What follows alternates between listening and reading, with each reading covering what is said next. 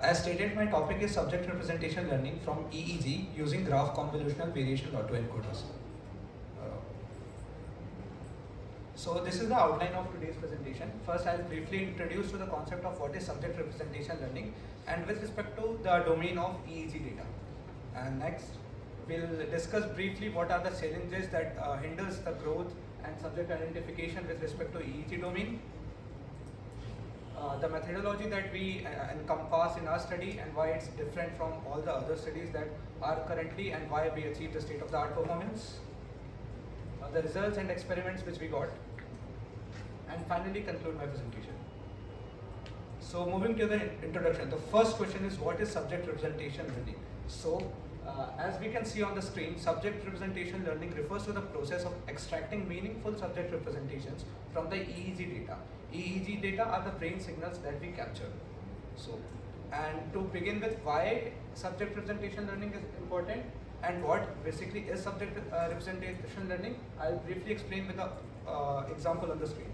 So the black box on the screen with a question mark is the area where we basically do the subject representation learning. So for example, a human brain has a variety of EEG signals.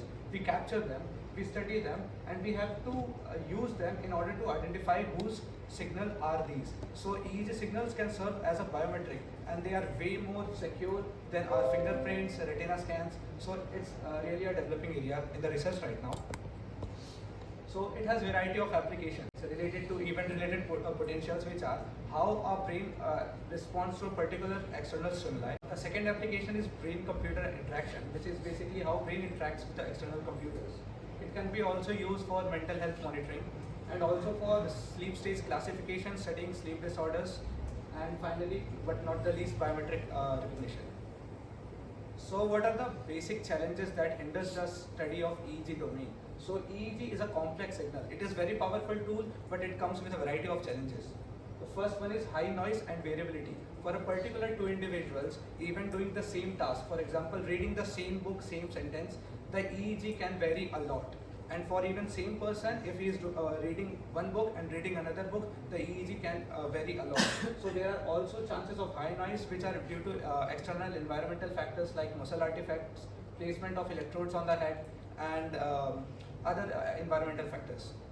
So I'll explain what style and content refers to the EEG. The style refers to the subject-specific representations or features, and content refers to the task-specific representations. So these style and content are deeply entangled within an EEG data. So which a traditional deep learning model failed to separate out. So there is a need to disentangle the subject and content based representations from the EEG domain for further analysis.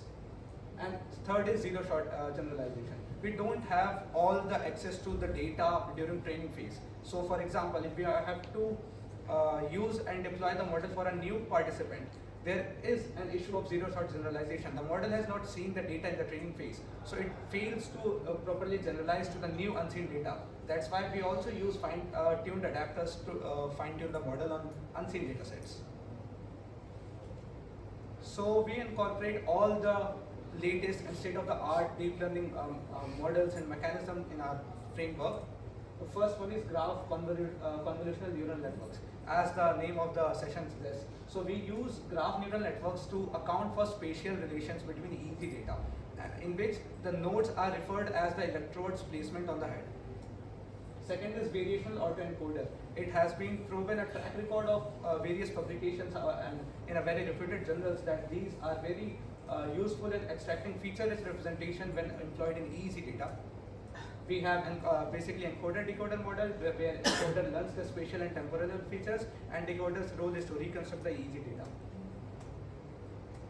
Next, instead of following a traditional single latent space, we do a non-trivial approach in which we split the single latent space into subject-specific latent space, and the second one is residual latent space.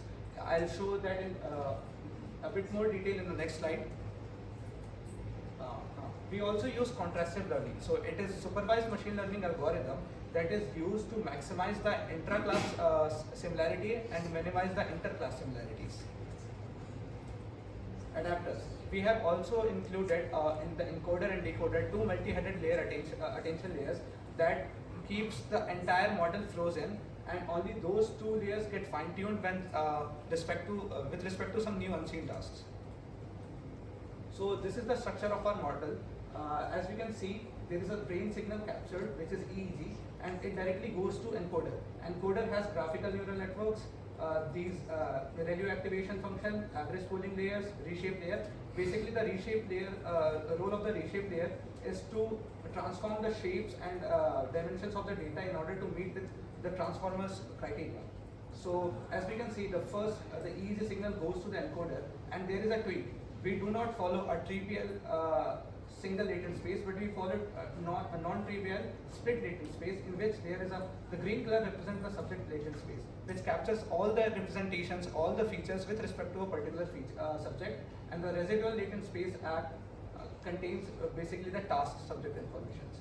So we take those representations from the subject latent space, we give it to the extreme gradient boosting classifier, and that is responsible for subject identification.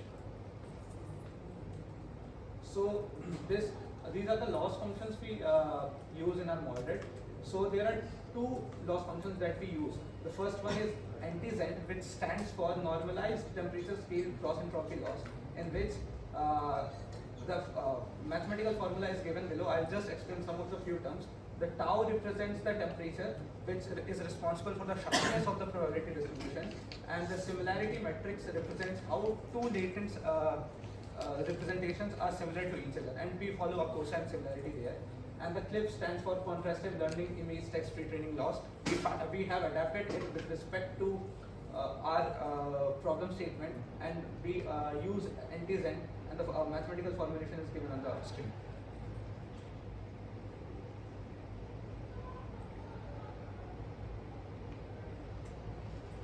So here are the results. We use two data sets to benchmarks for our studies. One is ERP core, which is widely accepted the benchmark, and the second one is sleep EDFX. So these results are on the ERP core data set, and our model is based on CSLP AE framework, which is contrastive split latent autoencoder, which is already published in NeurIPS. So we took that model, we made some tweaks, we changed their complete architecture, and we got the GCVs. So here are the results. These are the comparisons with CLSP-E and its different variants. As we can see, for the subject identification task, our model outperforms all the existing models and receives an 89.81% of subject balance accuracy in subject identification. I'll wait for a moment to see the results.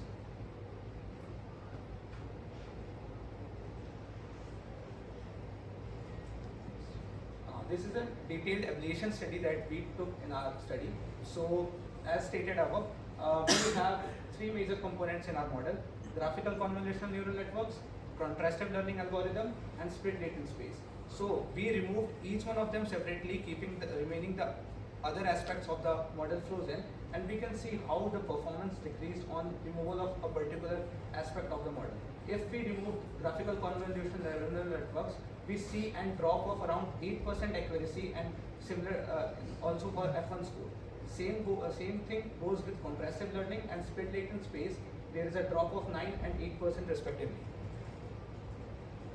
So to better generalize our model, we made some we got some questions like how about some other data sets? Why not to test on some other data set and check whether our model is really capable enough to generalize on unseen tasks. So for that, we choose the sleep EDFX 20 data set, which has 20 subjects, and the aim was to classify the sleep stage.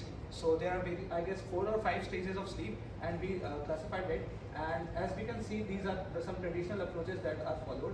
The CLSP framework only got 67.55% of balance accuracy for subject identification, but in this data set also our model outperformed the CLSP framework, and also LabGram and CNN models are nowhere comparison to our scores. So to better understand like how briefly how good the model clusters and separates the subject specific and task specific informations, we present you the TSNE plots. The first one is subjects colored by subjects. The second one corresponds to subjects colored with respect to task space. Third one is task by task, and fourth one is task by subject. So as we can see, there are clear clusters in subject by subjects. So this is for test set, which incorporated 8 subjects and 14 tasks. So as we can see, there are distinct clear structures for subject by subject. So we can infer that our model is really capable enough to separate the subject representations from the EEG signals. The second one is subject by task. There are mixed clusters which represent that if we try to focus on task information and classify which subject does it belong, it hardly gets. And the third one is task by task. We also see clear clusters there. So our model is not that good because of there are some mixed clusters, but still it performs really well in task domain also. And if we try to encode task by subjects, we can see there is a lot of mixed clusters, so there is no point to classify who's like what are the tasks a person is doing with respect to their subject representations. So this is the conclusion of today's presentation. We present the GC-based model, which is Graph Convolutional Variational Autoencoder for subject representation learning for EEG data. On the ERP code dataset, our model achieves 89.81% accuracy, and it rises to 90.31 when fine-tuned using adapters. And further evaluation on sleep EDF database leads to accuracy of 70.85 on the sleep EDF.